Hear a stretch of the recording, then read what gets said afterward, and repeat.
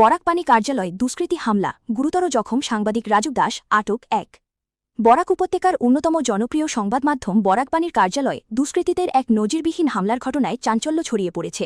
হামলায় গুরুতর জখম হয়েছেন বরাকপানির সাংবাদিক রাজু দাস।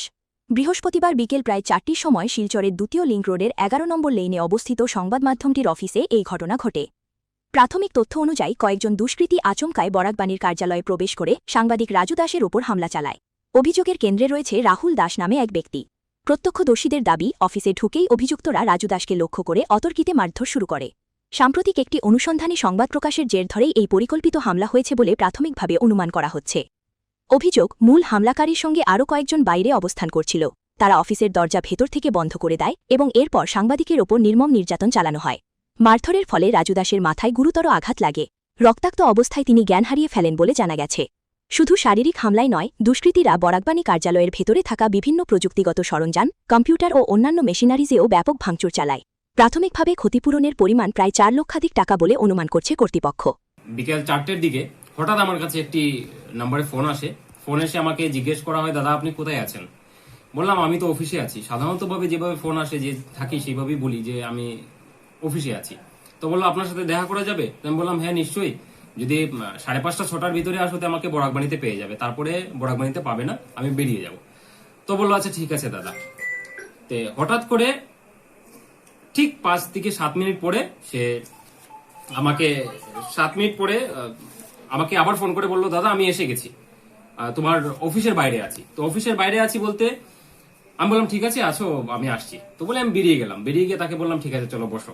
তো সিসিটিভি ক্যামেরা আপনারা দেখতে পারবেন।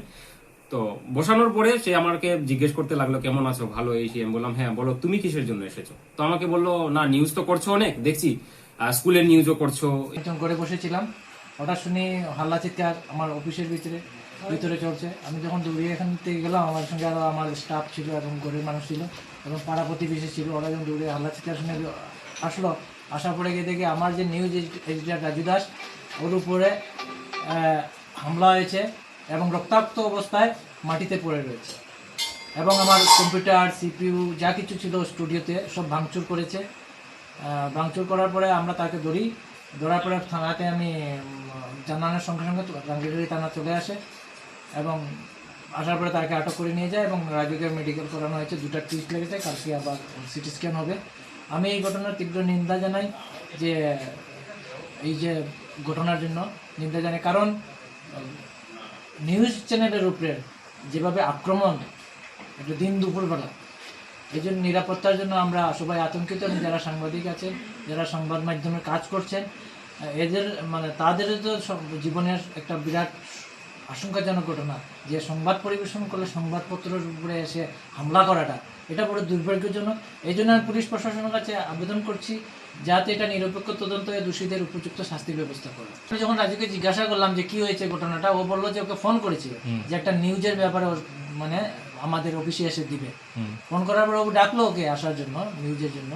আসার পরে ওর সঙ্গে কথা হয়েছে, কথা হওয়ার পর হঠাৎ করে ভিতর থেকে দরজা লাগিয়ে অতর্কিতভাবে ওর উপর হামলা করে মাথা ফাটিয়ে দিয়েছে এবং আমার অফিসের সব আসবাবপত্র, যা কিছু কম্পিউটার ছিল, যা কিছু ভিডিও রেকর্ডিংয়ের ক্যামেরা ছিল, মনিটর ছিল, সব ভেঙে দিয়েছে।